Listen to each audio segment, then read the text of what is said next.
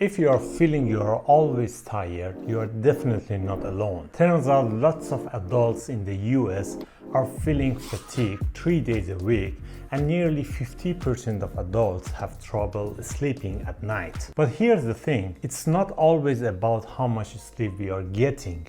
No, it's the myth we believe that are messing with our heads and create anxiety. I have been digging deep into the science of sleep for a while now, and let me tell you, it's confusing. From Dr. Huberman podcast to books and blogs, it's tough to separate the sleep facts from the fiction. For example, take Matthew Walker's book, Why We Sleep. Super informative, but it sparked this whole panic about needing exactly 8 hours of sleep, or else we are gonna have a lot of problems such as Alzheimer's or cardiovascular diseases. Next thing you know, we are caught up with sleep anxiety, which is the feeling of being scared or worried or concerned about your sleep, which actually further contributes to you being unable to sleep, and this creates this kind of brutal cycle, which is not very good. But in this video, I'm debunking 30 sleep myths that are keeping you up at night.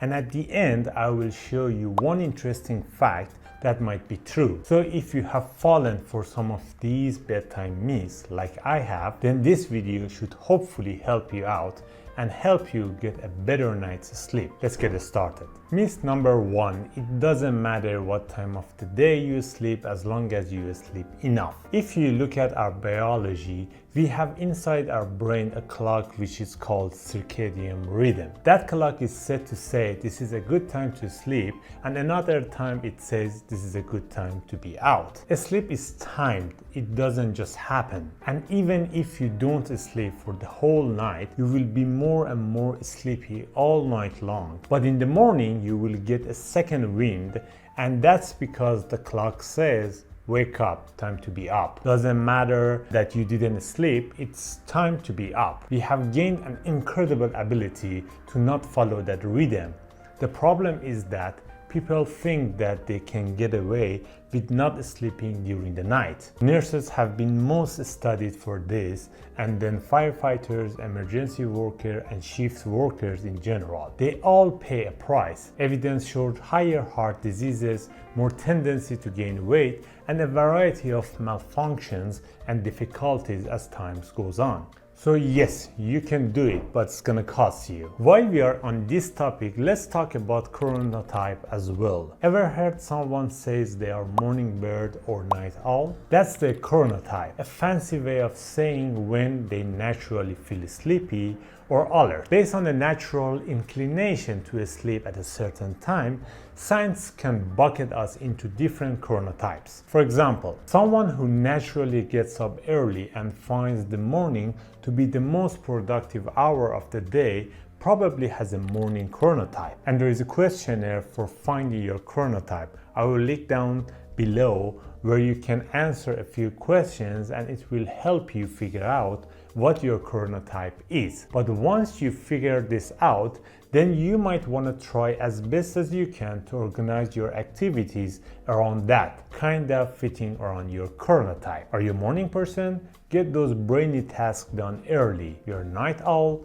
Save the heavy work for the afternoon time or evening time. For me, I have tried different routines, but let's just say that working during the nights is not my cup of tea. I'm more a midday kind of guy. I'm more productive and alert in the morning, and I want to chill during the night. And that's funny because I used to study and work in the evening when I was in my 20s. But now I feel like I have more energy during the morning time, and I can focus more on the tasks I need to do. So just listen to your body and find the rhythm that works for you. Myth number 2, everyone needs 8 hours of sleep. There are lots of data from the sleep lab to show that less than 6 hours is not enough for the vast majority of adults. There may be some individual that maybe do okay on 6 hours, but much less than that really is a myth. Now you might hear people brag about this saying, oh, I got 5, I'm just fine. But by and large,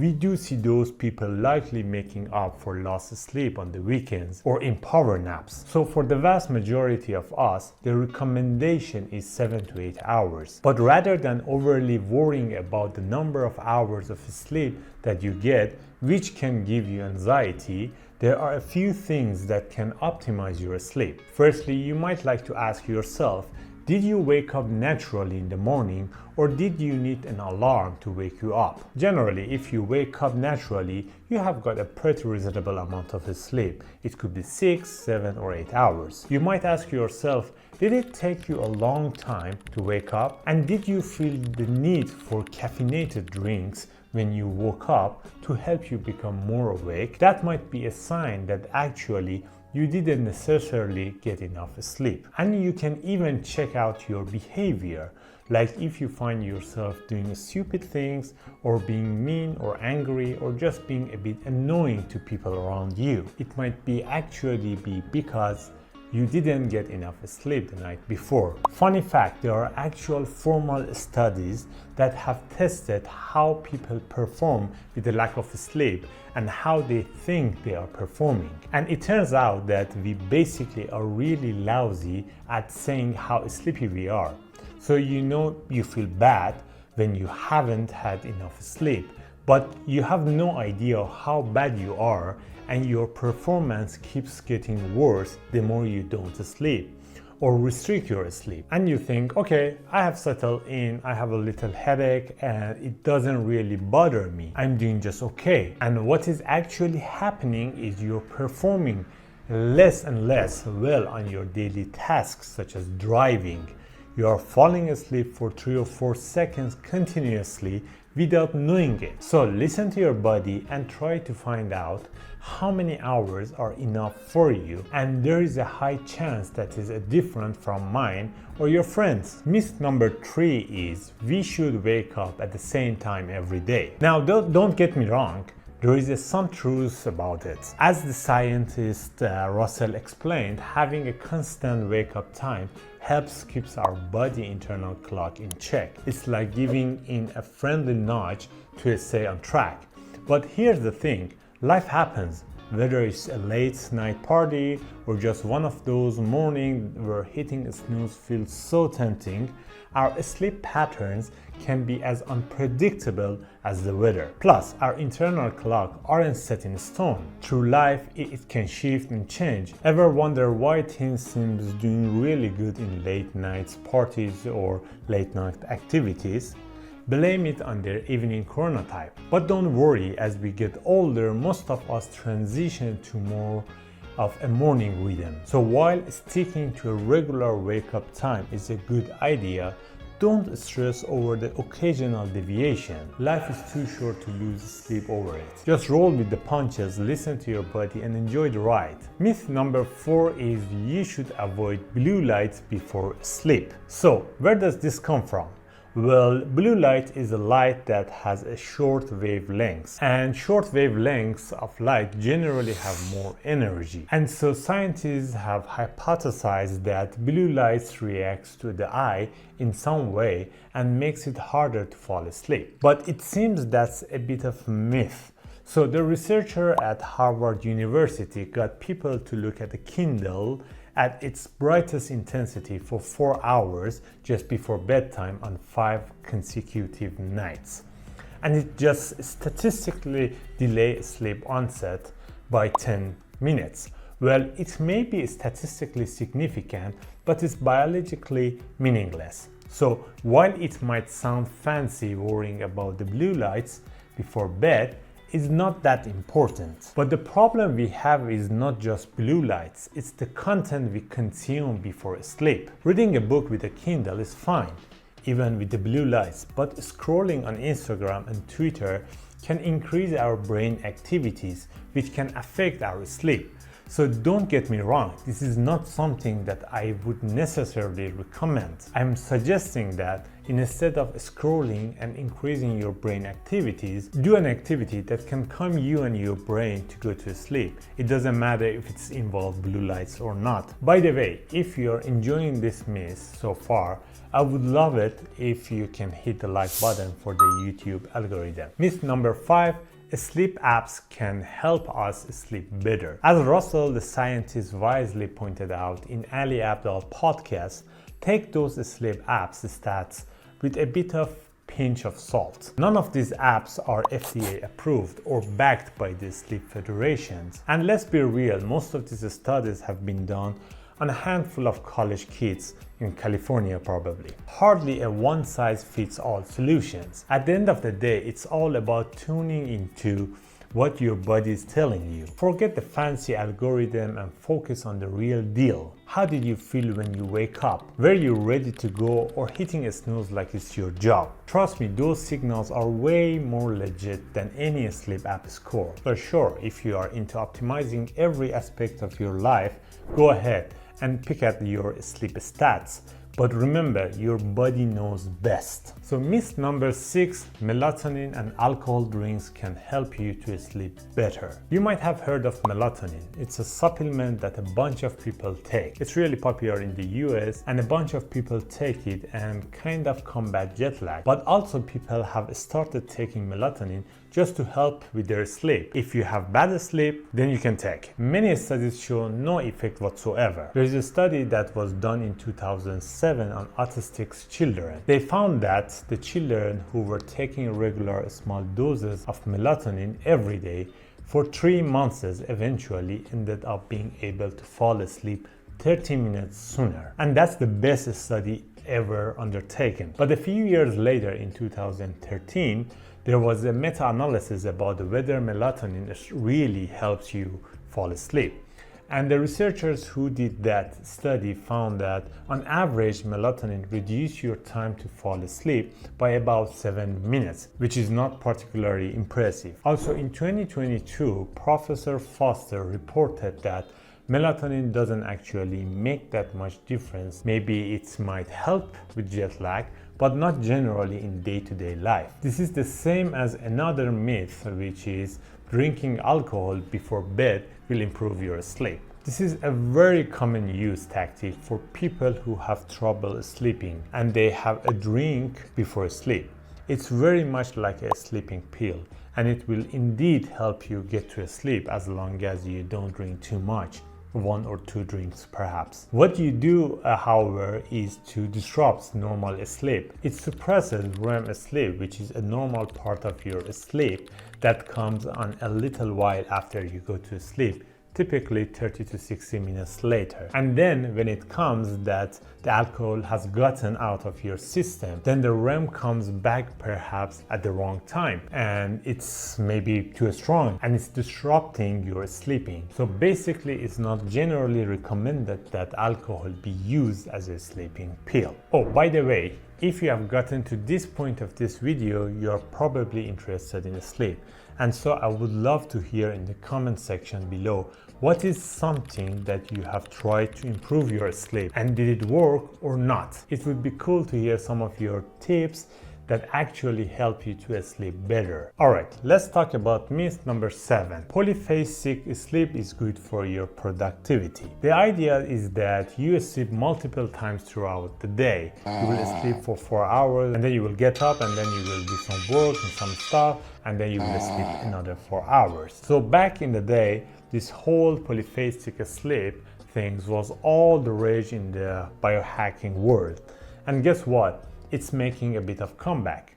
Turns out all the data says this isn't such a bright idea. Sure, you might catch a few extra hours of wake time here and there, but at what cost? Actually, what Professor Foster says is that the quality of work that we can produce during those hours is generally lower because we tend to be more exhausted and therefore less productive and less creative during those hours. There have even been a couple of studies that show that students who are on a polyphasic sleep schedule do worse in exams compared to students who are on a normal monophasic sleep schedule. So overall, the evidence does seem to suggest, at least according to the expert, that actually splitting your sleep up into polyphasic blocks doesn't actually help your productivity. Myth number 8. Lying in the bed with your eye closed is almost as good as sleeping. I think this one is definitely not correct. Sleep is a very specific process that your body goes through. The most common myth, if you will,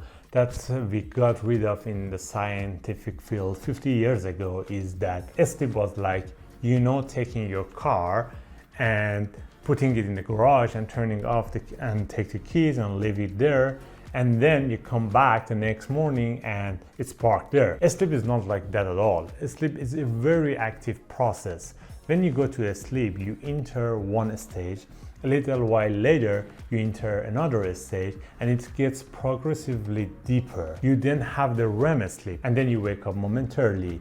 And that whole cycle takes an hour or hour and a half. And then it starts again, and it happens 3 to 5 times during the night. And if you disrupt any of that stages, you will feel it the next morning.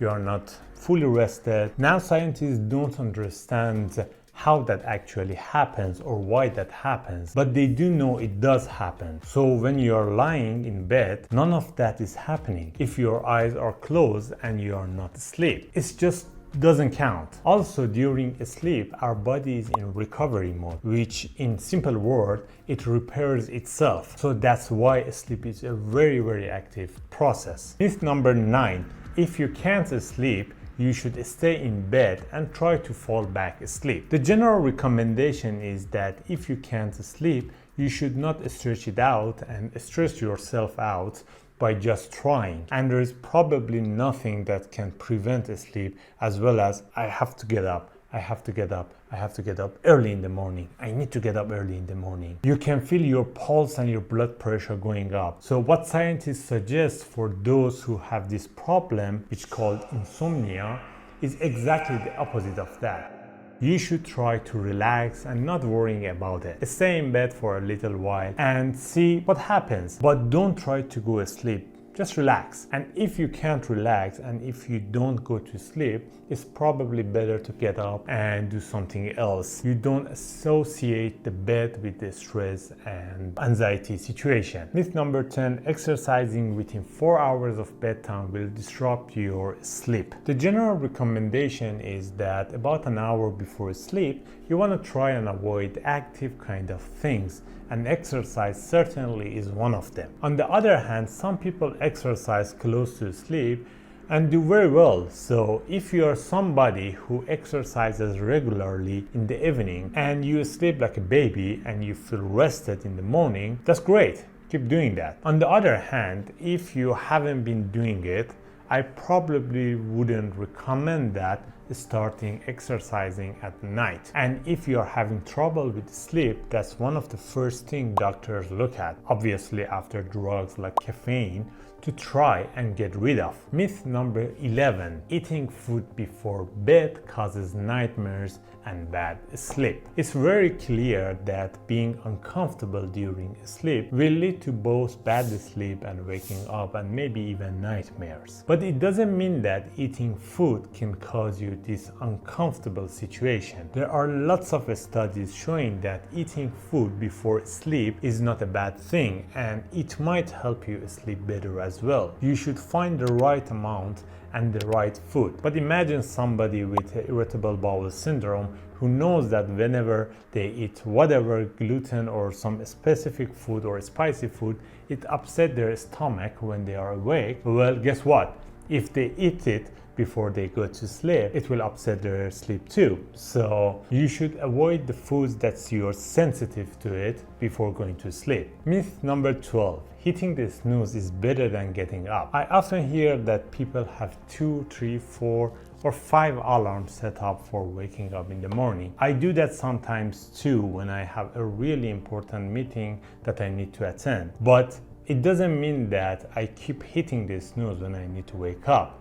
The best thing for us, by and large, is to set your alarm clock for the latest time that you need to wake up in the morning to allow for as much as a sleep possible. Also, it will allow you to go about your daily routine and get to work on time. Because if we are hitting several snooze bars and waiting, I believe it's 9 minutes and then another 9 minutes. All of that incremental sleep is very rarely beneficial. It's much more fragmented. It's very light sleep if anything. And also the majority of REM sleep is in the morning right before we wake up. So try to protect that as best as you can and set your alarm clock for the latest possible time. Myth number 13. You can catch up on sleep by sleeping in on the weekends. Now, for the vast majority of us, this is a very common practice, this kind of sleeping in. And unfortunately, in our society, we term it as this luxury, to sleep in. And that's because most of us aren't getting enough sleep during the work week or adding to our sleep depth back. Now, what sleeping in does is it sends a cue to our circadian rhythm that we are trying to change our internal clock and time zones. So if we extend our wake-up time by more than an hour, 2, 3, or worse 4 hours into the morning, we might feel better than if we get up early. But that sleep the next night is gonna be compromised. Why? They call this social jet lag. Our body is trying to adapt. If you are in New York, physiologically, your body thinks you are in London and you are trying to adjust to that time. So you're going to be fighting your bedtime that next night. So the best practice is to keep a constant bedtime schedule and try to get as much as sleep as you can. Now, if you do have an excessive sleep depth and you need to pay that back on the weekends, the best way without interrupting your circadian rhythm would be to do that with a nap in the afternoon, because that's not gonna change your body physiological circadian rhythm. Now, the most interesting fact. Boredom makes you tired even if you got enough sleep. Now, yes, it is very true that a boring meeting or lecture, especially in the afternoon, may be like a sleep pill. But if you are in that environment and sleep deprived, it's a bellwether sign that you are not getting enough sleep. So when people say the airplane makes me tired, I get in plane, I fall right asleep, boredom alone, of course, is not a sleep-inducing state. Boredom is a way of unmasking your sleep tendency. Researchers, in fact, use boredom in testing. They put people in boring situations and see how long it takes them to fall asleep. If they are fully satisfying their sleep need, they don't fall asleep for at least 20 minutes. Sleep is so crucial to our health, our wellness, and our well-being. And every night does count. So please do take care of your sleep. Hope you enjoyed this video. See you in the next one.